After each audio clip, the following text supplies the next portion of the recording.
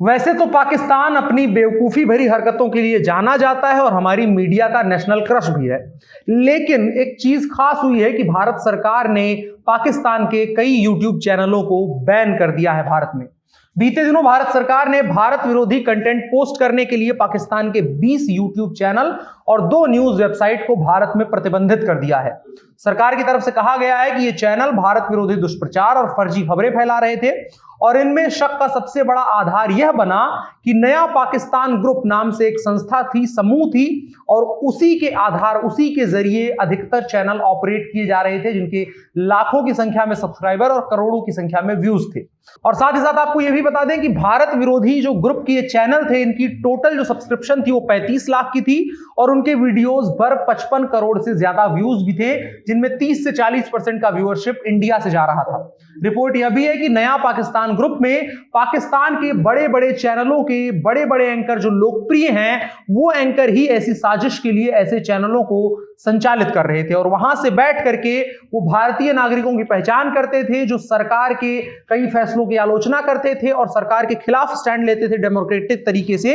उनको टारगेट करके उनके जरिए भेजा जा रहा था इंडिया में सर्कुलेट करने की, वो लोग साजिश करते थे और कंटेंट पहुंचाते थे। और पाकिस्तान के बड़े चैनलों के न्यूज एंकर भारत विरोधी खबरें और फर्जी खबरें और भारत के खिलाफ दुष्प्रचार करने के उद्देश्य से चैनल पर खबरें डाला करते थे, वीडियोस डाला करते थे और वेबसाइट पर खबरें बनाते थे। मंत्रालय की तरफ से रिपोर्ट में यह भी बताया गया है कि इन चैनलों का खास करके जो टारगेट था वो कश्मीर, भारतीय सेना, भारत में अल्पसंख्यक समुदाय, किसान आंदोलन, सीएए, राम मंदिर, जनरल बिपिन रावत जैसे विषयों पर जानकारी को इकट्ठा करके उनको मैनिपुलेट करके विभाजनकारी सामग्री पोस्ट करने के लिए किया जा रहा था। ये वही पाकिस्तान है जो अपने यहाँ के अल्पसंख्यकों के बारे में देख नहीं पाता है, लेकिन भारत की सेकंड लार्जेस्ट आबादी जो अल्पसंख्यक हैं उनके बारे में इनको ज्ञान देने में बहुत मजा आता है। और साथ ही साथ भारत में एक खास समुदाय को, जो अल्पसंख्यक समुदाय कहा जाता है, उसको टारगेट करके उनकी भावनाओं को आधार पर उनकी भावनाओं के साथ खेलते हुए उनको उकसाने का भी काम करने की कोशिश कर रहे थे, साजिश कर रहे थे। कुछ थंबनेल और हेडलाइंस जिनको लेकर के सरकार ने खास एक्शन लिया है, आपको उनके बारे में बता देते हैं। उनमें कुछ पोस्ट के शीर्षक या थंबनेल थे कि अनुच्छेद 370 हटाने की वजह से बाइडेन और अर्दोआन ने किया कश्मीर में सेना भेजने का निर्णय।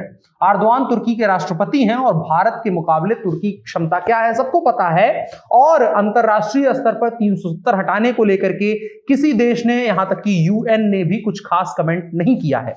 और उनका कहना था, इसके अलावा एक थंबनेल था कि तुर्की की सेना नई दिल्ली में घुसने वाली है। सर, ये मोदी सरकार है, ये अपने देश के किसानों को दिल्ली में नहीं घुसने देती है, तुर्की की सेना तो क्या ही घुसने देगी। इसके अलावा एक और थंबनेल था, अफगान तालिबान ने भारत के 300 जासूसों को फांसी देकर के मोदी और योगी को दिया साफ संदेश। मोदी और योगी को साफ संदेश देने के लिए अफगानिस्तानी तालिबानियों को बहुत वक्त लगेगा, जिसका वक्त उनके पास है नहीं। इसके अलावा एक और थंबनेल था, तैयब अर्दोआन ने किया राम मंदिर की जगह मस्जिद निर्माण का ऐलान, मोदी योगी मुश्किल में। कितना अजीब है ये, अपने आप में देख सकते हैं कि एक लोकतांत्रिक देश जो अपनी सोवर्जिनिटी का ख्याल सबसे ज्यादा रखता है और कई बार पाकिस्तान में घुस करके अब ये परिचय दिया है कि हमारी सोवर्जिनिटी का ख्याल रखने के लिए, उसकी सुरक्षा करने के लिए हम क्या ही कर सकते हैं। इसके अलावा लाल बहादुर शास्त्री का भी वो बयान इन एंकर्स को याद करना चाहिए, जब उन्होंने कहा था कि भारत अपनी अगर शांति और विश्व में शांति और अच्छाई की स्थापना के लिए चुप रह सकता है और अच्छे अच्छे काम कर सकता है, तो दुनिया को हम ये भी दिखा देंगे कि शांति और व्यवस्था की स्थापना के लिए भारत दूसरे देशों में घुस करके भी काम कर सकता है। और साथ ही साथ सबको ये पता होना चाहिए कि ऐसा कुछ नहीं हुआ है जो भी इनके थंबनेल कहते हैं, तुर्की या अमेरिका का भारत के निजी मसलों में कभी कोई हस्तक्षेप नहीं है और कर भी नहीं सकते हैं वो लोग। इसके अलावा इसी से जुड़ी हुई अमर उजाला ने एक रिसर्च करी है, वो हम आपको बताते हैं, जो ये है कि इन चैनलों में क्या कंटेंट परोसा जा रहा था और क्यों सरकार ने इनके ऊपर ऐसा एक्शन लिया। एक चैनल है द पंचलाइन, उसके 1.5 लाख के आसपास सब्सक्राइबर हैं, 2 करोड़ के आसपास व्यूज हैं। उसमें कंटेंट ये रह रहा था कि कश्मीर में लगे इमरान खान जिंदाबाद के नारे, भारत सरकार और सेना के लिए बड़ी खबर। इसके अलावा एक और थंबनेल, 57 इस्लामिक देशों ने किया मुस्लिमों के समर्थन का फैसला, बायकॉट इंडिया का अभियान चरम पर। एक चीज इनकी जानकारी के लिए बता देनी चाहिए यहां पर कि पाकिस्तान में जितनी मुस्लिम मेजॉरिटी की आबादी है, उससे ज्यादा हिंदुस्तान में मुस्लिम माइनॉरिटी की आबादी है। इसका अंदाजा आपको होना चाहिए। 57 इस्लामिक देश क्या कर पाएंगे उसके बारे में आगे हम बताएंगे। इसके अलावा एक और चैनल था हिस्टोरिकल फैक्ट्स।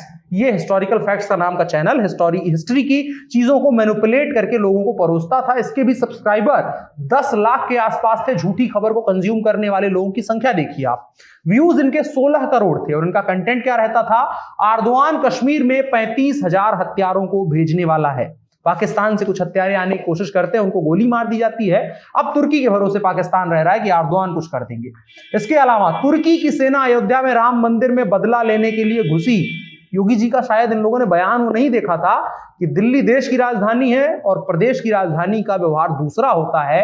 शायद पाकिस्तान वालों को इस बारे में अंदाजा नहीं है, इसीलिए ऐसे थंबनेल बनाए जा रहे थे। खैर, इसके अलावा एक चैनल है नया पाकिस्तान ग्लोबल। पाकिस्तान अभी चाइना की मुट्ठी से बाहर नहीं निकला है और ये लोग ग्लोबल की बात कर रहे हैं।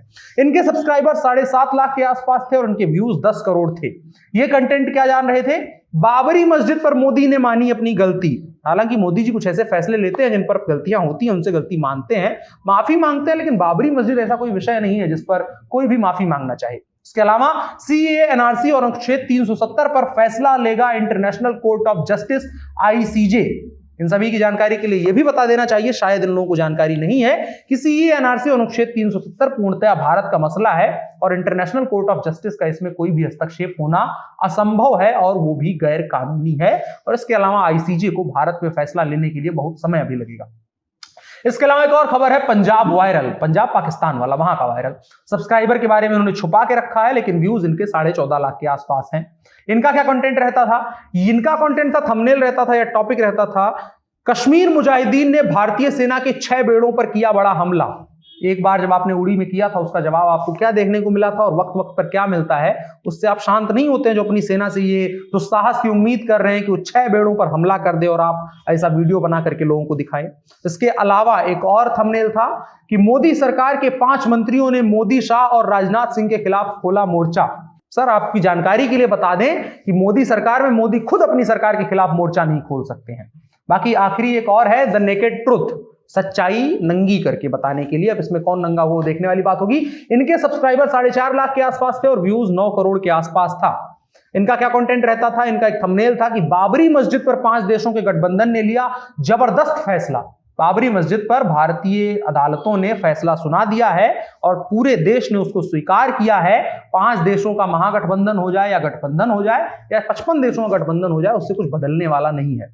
इसके अलावा भारतीय सेना की कश्मीर में हुई हार, स्थितियां बदली।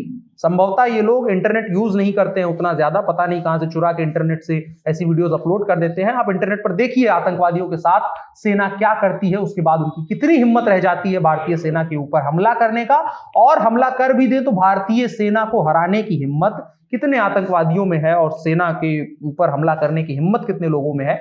ये सोचने वाली विषय है। थोड़ा सा रिसर्च करके इन लोगों को वीडियोस बनाने चाहिए। ऐसे ही 20 चैनल और 2 वेबसाइट्स पर सरकार ने एक्शन लिया है जो पूरी तरह से आधारहीन और नेकेड खबरें चला रहे थे, जिनकी कोई इज्जत बच नहीं रही थी। तो सरकार ने सोचा भारत में तो उनकी इज्जत बचा ली जाए, कम से कम भारत में ऐसी झूठी और बेवकूफी भरी खबरें ना चलाई जाए। और उसके साथ साथ एक सीरियस मुद्दा यह है कि आप भी ऐसा जब कोई कंटेंट कंज्यूम कर रहे हो, कोई कंटेंट देख रहे हो, चूंकि इंटरनेट एक वाइड एरिया है और आप सब कुछ देखना चाहते हैं, देश और दुनिया में क्या कुछ हो रहा है, पाकिस्तान हमारा पड़ोसी है और पुराना दोस्त भी, पुराना दोस्त क्या पुराना हिस्सा है, तो हम चाहते हैं कि पाकिस्तान का कंटेंट देखें, वहां कुछ क्या कुछ हो रहा है। लेकिन उसको कंज्यूम करते वक्त ये ध्यान रखें कि कहीं वो आपको ब्रेन वॉश करने का या एजेंडा या जो कुछ भी किया जाता है, तमाम साजिशें होती है, तमाम चीजें होती हैं, वो कंज्यूम नहीं कर रहे हैं। अगर कंज्यूम कर रहे हैं तो तुरंत उसके बारे में रिपोर्ट करें। इसको लेकर के सरकार तेजी के साथ काम कर रही है। बाकी इस खबर को लेकर के आपकी क्या राय है वो कमेंट बॉक्स में हमें बाकायदा बता सकते हैं और साथ ही साथ इस वीडियो को शेयर कर सकते हैं, ये बताते हुए कि पाकिस्तान के इन तमाम बड़बोलेपनों को लेकर के आपकी क्या राय है। मेरा नाम अनुराग मिश्रा है, आप जनता जंक्शन देख रहे हैं। कैमरे पर मेरे साथ ओम प्रकाश।